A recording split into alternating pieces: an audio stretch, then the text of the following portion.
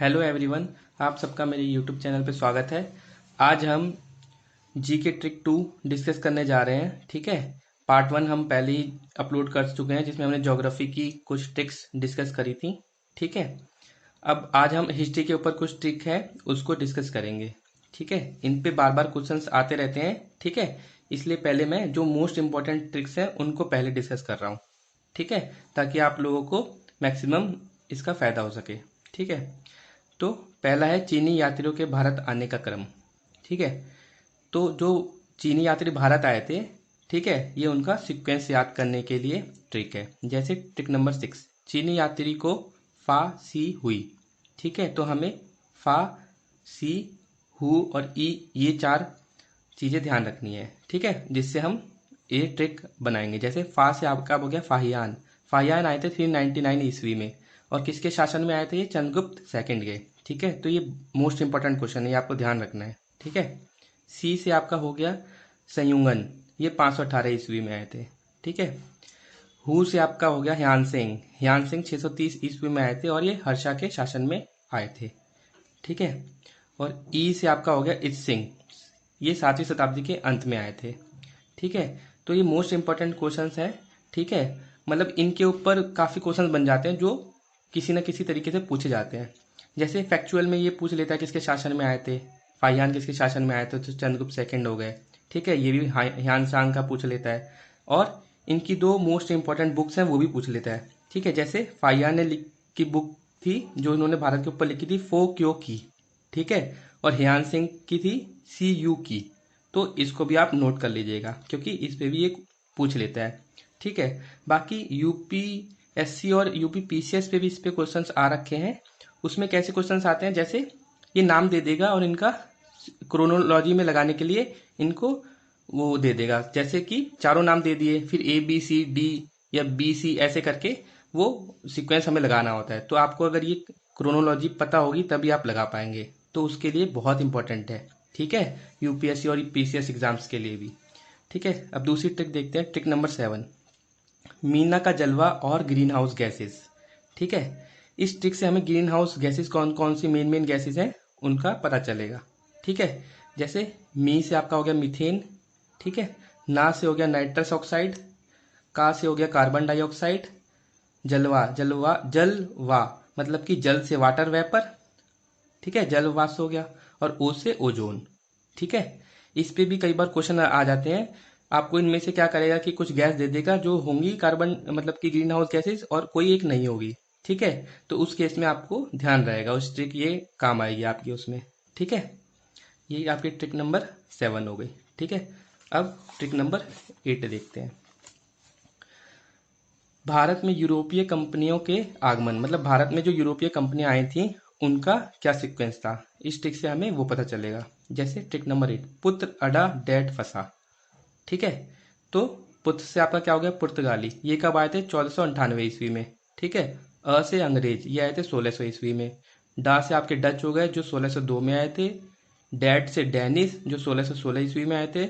फ से फ्रांसीसी 1664 ईस्वी में आए थे। और सा से स्वीडिश 1731 में आए थे। ये मोस्ट इंपॉर्टेंट क्वेश्चन है, ये भी, इसको भी आपको बिल्कुल रट लेना है इस चीज को। ठीक है, किसी का भी इसमें पूछ लेता है। ठीक है, सीक्वेंस भी पूछ सकता है।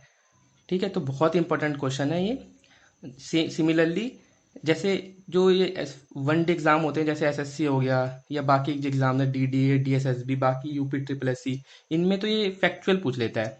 ठीक है, कि किसी का भी इंडिविजुअल पूछ लिया।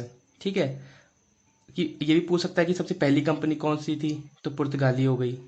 ठीक है, और पीसीएस और यूपीएससी एग्जाम्स में कैसे पूछेगा, इनका सीक्वेंस पूछ सकता है कि कौन कौन सी कंपनी कब कब आई थी, मिला उस मैच द फ्लोविंग भी आ जाता है। ठीक है, कि सन दे देगा और एक तरफ ये दे देगा, मैच करने के लिए आ जाएगा।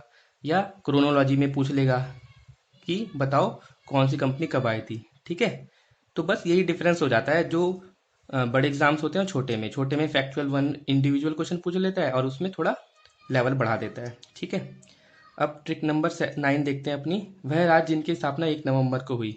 ठीक है, इन पे भी बहुत ज़्यादा क्वेश्चन तो नहीं आते लेकिन कई बार पूछ लेता है। ठीक है, तो ये कुछ राज्य हैं जिन सबकी जो स्थापना आपकी हुई है 1 नवंबर को हुई है। ठीक है, तो इसको याद करने का क्या तरीका है, छत्तीसगढ़ के पके आम पे यूपी का हक। ठीक है, तो जिसके नीचे मैंने रेड से ये अंडरलाइन कर रखी है वही, उससे हमें पता चलेगा कि कौन से राज्य का वो हुआ है। जैसे छत्तीसगढ़ तो छत्तीसगढ़ हो ही गया, ये तो सीधा मेंशन हो गया। फिर प से हो गया का पंजाब, क से हो गया केरल, आ से आंध्र प्रदेश, म से मध्य प्रदेश, यूपी, यूपी तो उत्तर प्रदेश हो ही गया, ह से हरियाणा, क से कर्नाटक। तो आपको ये ध्यान रखना है इन सभी राज्यों का जो स्थापना है वो 1 नवंबर को हुई थी। ठीक है, कई बार ऐसे क्वेश्चन पूछ लेता है कि 1 नवंबर को कितने राज्यों की स्थापना दिवस मनाया जाता है, कितने राज्यों का, तो कितने हो गए, 1 2 3 4 5 6 7 8, तो 8 राज्य होगा। ठीक है, तो ये भी इंपॉर्टेंट ट्रिक आपकी होगी। ठीक है, अब ट्रिक नंबर 10 देख लेते हैं, जो कि आज की लास्ट ट्रिक है। ठीक है, दिल्ली पर किन किन बादशाहत रही, मतलब दिल्ली पर किन किन की बादशाहत रही उसको याद करने के लिए ये ट्रिक है।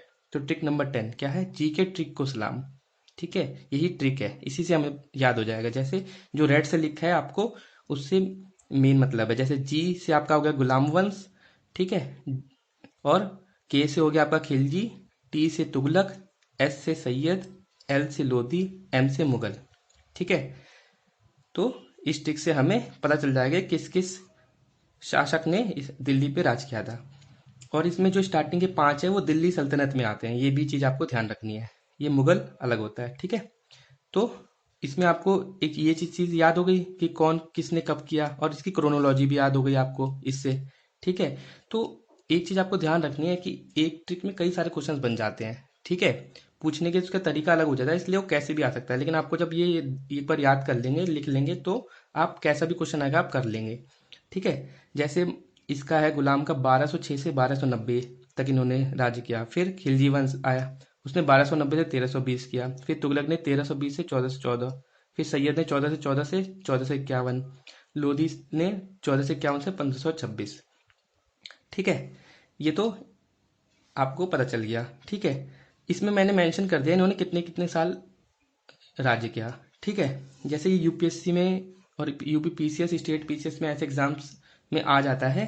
ठीक है, कि इनको इस क्रम में लगाइए कि किसने ज़्यादा, मतलब कि डिक्रीजिंग ऑर्डर में लगाइए, किसने सबसे ज़्यादा किया, फिर उससे कम, उससे कम, उससे कम। ठीक है, तो आपको ये पता होगा कि किसने कितने साल किया, तभी आप ये कर पाएंगे।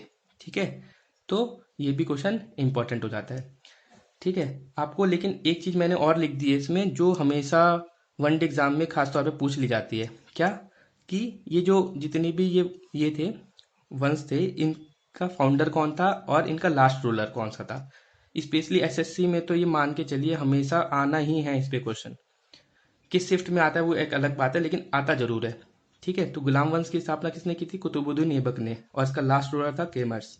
खिलजी की थी जलालुद्दीन खिलजी ने, और इसका लास्ट रूलर था नसरुद्दीन खुसरो शाह। तुगलक की गयासुद्दीन तुगलक ने की थी, इसका लास्ट रूलर था दौलत खान। सैयद की खिजिर खान, और इसका लास्ट रूलर था अलाउद्दीन आलम शाह। लोधी की बहलोल लोधी, और लास्ट इसका रूलर था इब्राहिम लोधी। ठीक है, और मुगल की बाबर ने की थी, और लास्ट इसका रूलर था बहादुर शाह सेकंड। ठीक है, तो ये बहुत ही इंपॉर्टेंट है। ठीक है, इसको तो एक तरीके से आप बिल्कुल अच्छे से याद कर लीजिएगा, इसकी हर चीज, किसी भी फॉर्म में क्वेश्चन आए आप, फिर आपसे वो गलत ना हो या छूटे ना। ठीक है, so thank you for watching my video, please like, subscribe and press the bell icon. Thank you.